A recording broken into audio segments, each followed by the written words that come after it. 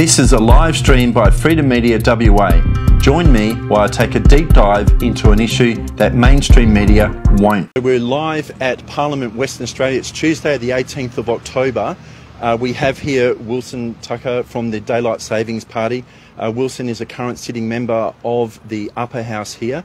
Of course, today it will be the day that the final debate and voting on the emergency management legislation will come in.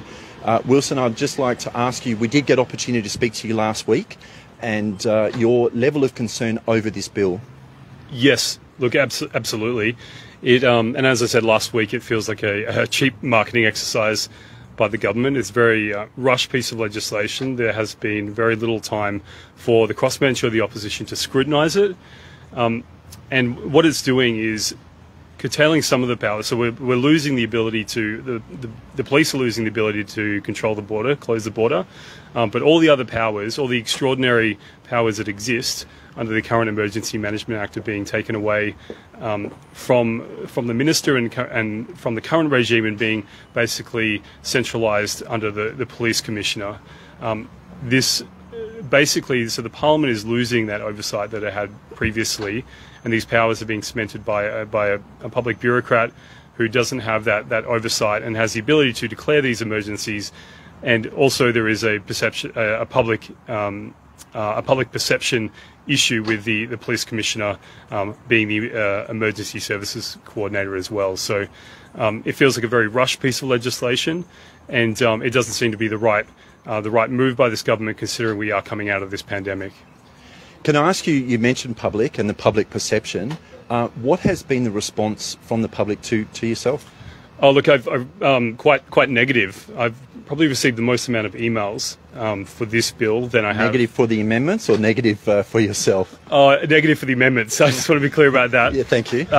Look, it's been overwhelmingly negative. I haven't received one correspondence, one person saying, "Oh, well, this is a fantastic bill."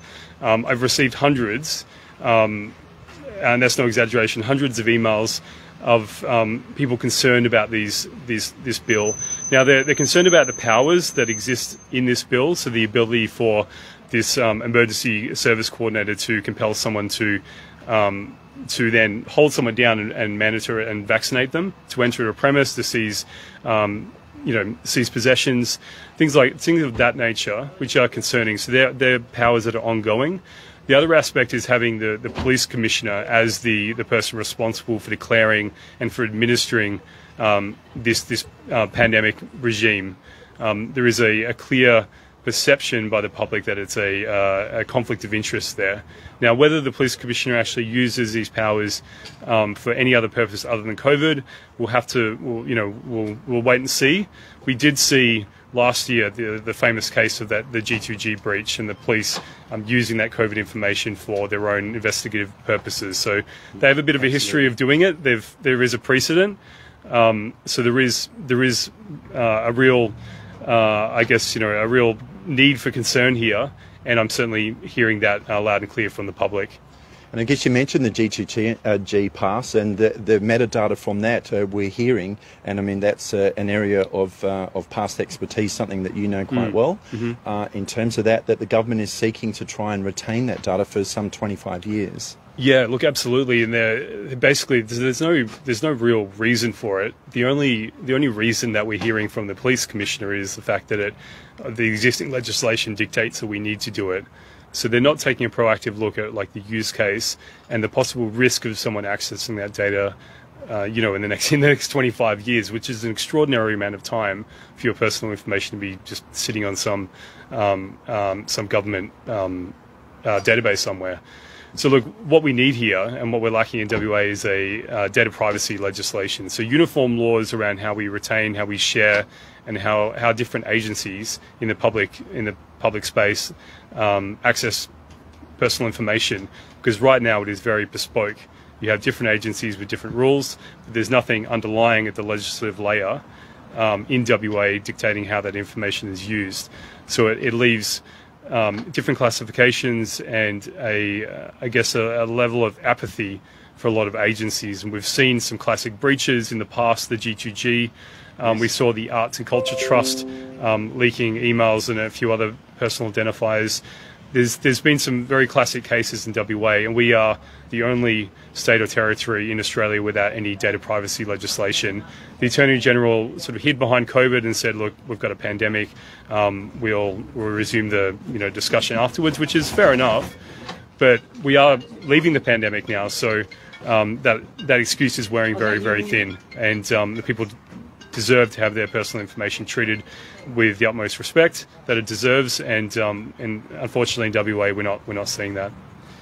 I'm very mindful of your time, Wilson. I would like to ask you, mentioned literally hundreds of emails that you've received. What message? How can you console the people of Western Australia over this bill? Yeah, look, that's a tough one. I mean, look, it is going to pass. The Labor have the numbers. They're using these emergency bill provisions to limit debate, and it's likely to be dealt with today and tomorrow, and then it'll achieve royal assent. It'll be enacted.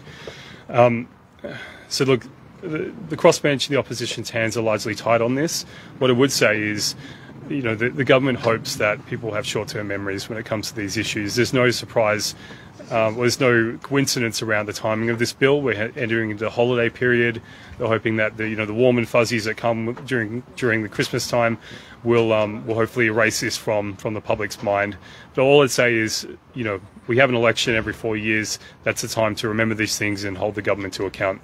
Don't forget, that's what you're saying. Absolutely. So, and on that note, I guess I am mindful of Wilson's time. 2 o'clock is when Parliament commences, and you're prepping for that.